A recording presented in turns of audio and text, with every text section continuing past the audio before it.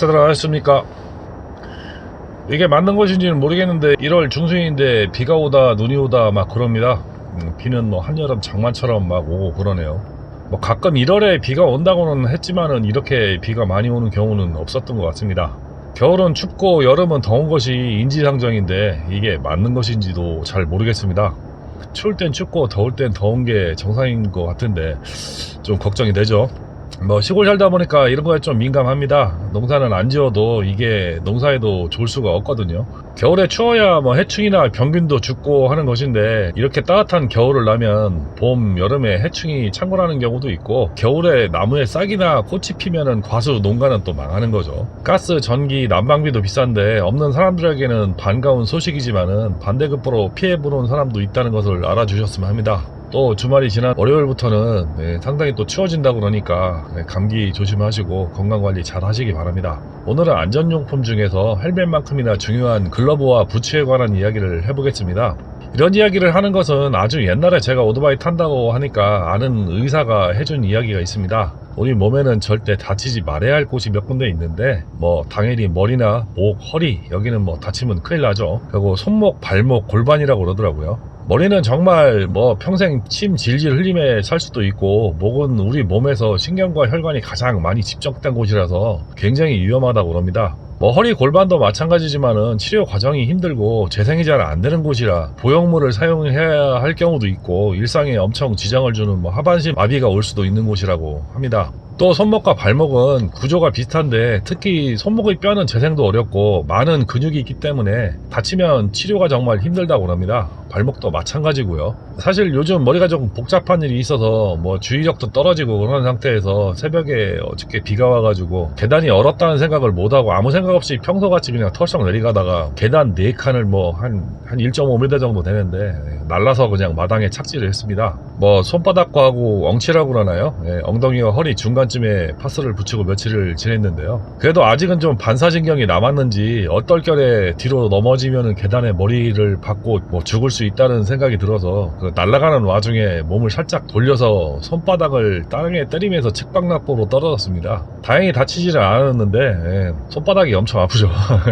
이럴 때 오토바이 글러브 끼고 있으면 전혀 안 아픈데 라는 생각이 물 들더라고요. 딱 손바닥 엄지 근육과 새끼손가락 근육이 아파서 뭐 스프레이 파스를 좀 뿌리니 좀 나아지긴 했습니다. 그나마 오토바이 안전장비를 착용했으면 파스 값은 좀 벌었을 텐데 좀 아깝다는 생각이 좀 들기도 하고 그랬습니다. 뭐 사정이 좀 길었습니다만은 제 개인적인 생각과 사고 경험을 바탕으로 추측해보면은 아주 큰 사고가 나면은 헬멧이나 바지, 자켓 이런 것들이 진가를 발휘하지만은 작은 경미한 사고는 특히 제꿍이나 서행에서 나는 사고는 글러브와 부츠가 정말 중요한 역할을 한다고 생각을 합니다. 예전 제가 좀 많이 다친 2번의 사고와 한 번의 서행 사고에서도 오토바이용 라이딩 장갑이 모두 터져서 찢어져 나갔습니다. 3번 다 땅을 짚었기 때문에 그렇죠. 그리고 작년 봄에 집 앞에서 아주 경미하게 슬립을 했는데도 알곤 용접 장갑이 가죽이 찢어질 정도로 충격이 좀 있었죠. 다행히 손바닥을 다치지는 않았는데 무릎과 복숭아뼈 근처가 좀 까졌습니다. 이렇게 사람이 넘어지면은 무의식적으로 땅을 짚게 돼 있습니다. 그러다 보니 손바닥을 많이 다치거나 손목 그리고 팔이 부러지는 경우도 생기죠.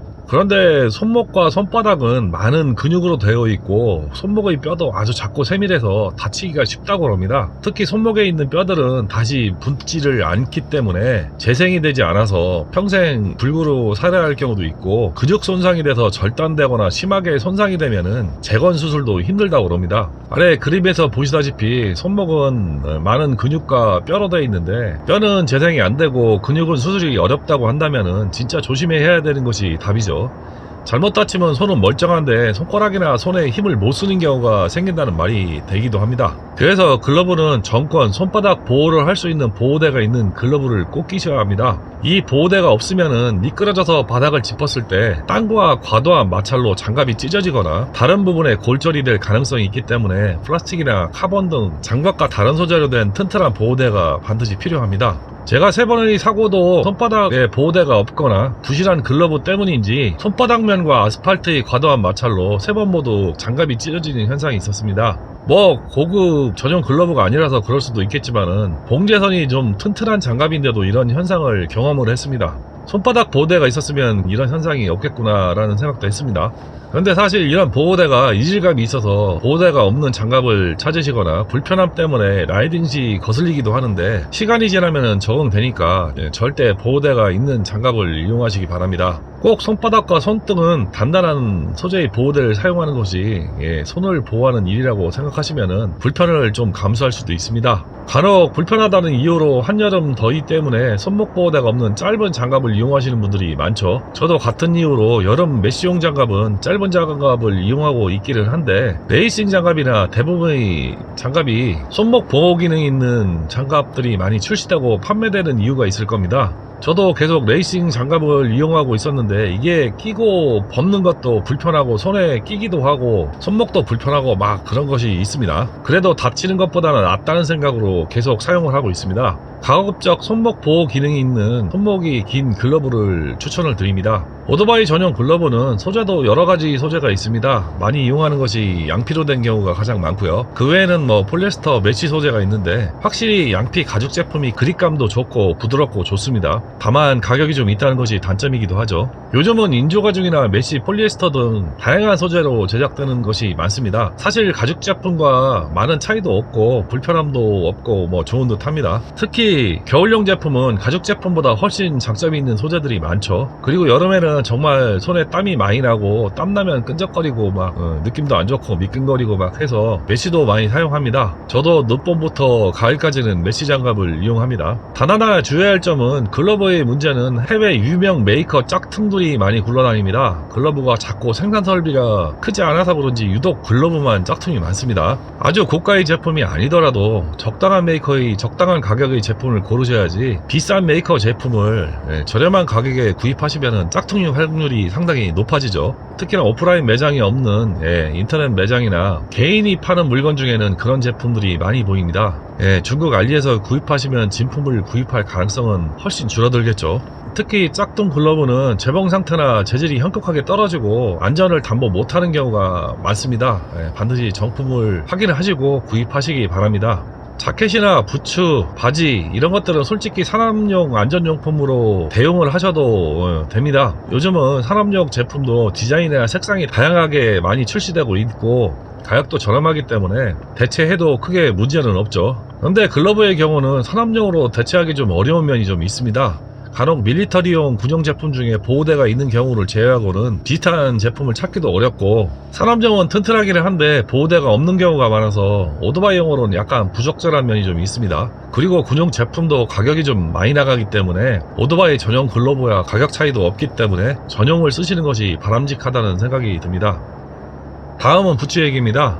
예전에는 특정 메이커나 특정 모델을 많이 선택하는 경향이 있었는데 지금은 이쁜 모델이 많이 출시되다 보니까 선택지가 많아져서 다양하게 신으시는 것 같습니다. 분류상으로는 레이싱용, 오프로드용, 그 외에는 캐주얼, 범용으로 나눌 수 있는데, 범용이라는 건 투어링용이죠. 그냥 경계 없이 이쁜 모델을 많이 선택하는 경향이 있습니다. 기능적으로는 복숭아뼈, 발목, 발 뒤꿈치, 발가락 보호가 중요한 요소가 되겠죠. 손처럼 발목도 아주 중요한 관절입니다. 사람이 체중이 많이 몰리는 곳이기 때문에 고장나면 정말 고생을 합니다. 특히 복숭아뼈는 체중이 많이 몰리는 곳으로 골절도 잘 되고 심지어 골절 회복 속도도 느리다고 합니다. 기부스를 할 경우는 최소한 3개월 이상 회복기간이 걸리고, 한번 골절되면 다시 골절될 확률도 늘어난다고 합니다. 한번 다치면 고생하고 또 재발하거나 다시 골절될 확률이 높다는 이야기가 되죠. 그래서 부츠에 반드시 복숭아뼈를 보호하는 보호대가 부착된 부츠를 사용하셔야 합니다. 그래야 오토바이가 넘어졌을 때 오토바이에 깔린 발목을 보호할 수가 있습니다.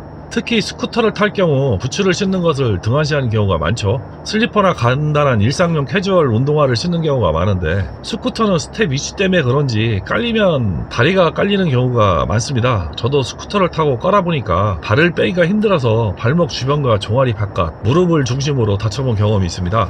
스쿠터 타시는 분들은 반드시 발목 보호 기능이 있는 부츠를 신으셨으면 하는 생각이 듭니다. 제가 아는 분도 PCX 스쿠터를 타고 가다가 코너에서 슬쩍 넘어졌는데 슬리퍼를 신고 발이 깔려서 발목과 복숭아뼈 골절로 기부수 6개월을 하고도 1년이 지난 지금 걷는 것이 부자연스러울 정도로 고생을 하고 있습니다. 절대 스쿠터라고 쉽게 보시면 안 되는 것이 진짜 발목 부상이죠. 이 점은 간과해서는 안 됩니다. 또 발가락과 발 뒤꿈치를 보호하는 기능이 있는 부츠가 좋습니다. 사고시 종아리를 보호하는 장부츠가 좋기는 한데 너무 길면 또 불편한 면도 있습니다. 그래도 최소한 중간 정도의 부츠는 돼야 안정적인 보호 기능이 있으니까 너무 패션을 생각한 요즘 뭐 스니커즈 형태의 발목이 짧은 부츠는 약간 부족한 면이 있을 것으로 생각이 됩니다. 그리고 요즘은 장르를 불문하고 부츠를 선택하는 면에 있어서 막 혼용하는 추세인데 딱 하나 확인해야 될 것은 앞굽이 너무 두꺼운 군화 형태의 신발들은 미들스텝이나 백스텝의 오토바이를 타실 경우 기어 변속이나 딥브레이크를 조작하기 어려울 경우도 있습니다. 앞코가 큰 군화 형태의 부츠는 포워드 스텝을 말이하는 아메리칸 크루저용이라고 보시면 됩니다. 그런 거 사시면 주행시 간혹 당황스러운 경우가 생기죠. 스텝과 기어에 앞꿈치가 안 들어가는 경우가 생깁니다. 소재는 누벅 가죽이나 뭐 인조 가죽, 뭐 폴리에스터, 메쉬 뭐 여러 가지가 나오는데 저도 인조 가죽과 메쉬로 된 부츠를 많이 이용하는데 크게 문제는 없을 듯합니다.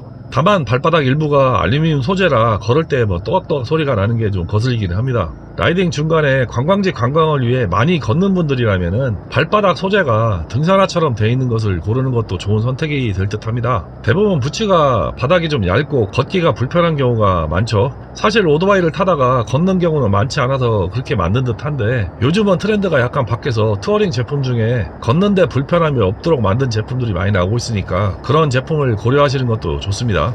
부츠는 한겨울이 아니면은 3계절용으로 많이들 신기 때문에 오래 신기도 하고 잘 헤어지거나 하는 물건이 아니라서 좋은 제품을 선택하셔야 편안하고 오래 신어도 불편한 감이 없습니다. 특히 발볼이 넓으신 분들은 일본 메이커는 넓은 부츠도 나오니까 피팅 받으시고 구입하는 것을 추천드립니다. 저도 발볼이 넓은 편인데 지금 신는 부츠가 발볼이 좁아서 몇 년째 고통받고 있습니다. 오토바이 라이딩용 부츠는 대부분 딱딱하고 견고해서 오래 신는다고 운동화처럼 늘어나거나 그러지 않습니다. 꼭 명심하시고 신어보시고 구입하는 것을 권장드립니다. 라이딩 부츠 대용으로 산업용 안전화를 이용할 수도 있습니다. 오토바이용과 같은 보호대가 부착되어 있고 오토바이용보다 훨씬 더 견고하고 잘 만든 제품들이 다양하게 출시되고 있고 가격도 저렴하니 그쪽으로 알아보는 것도 좋습니다만은 산업용은 대부분 앞코가 넓고 두꺼워서 오토바이를 타는데 약간은 부족한 면도 있으니 참고하시기 바랍니다.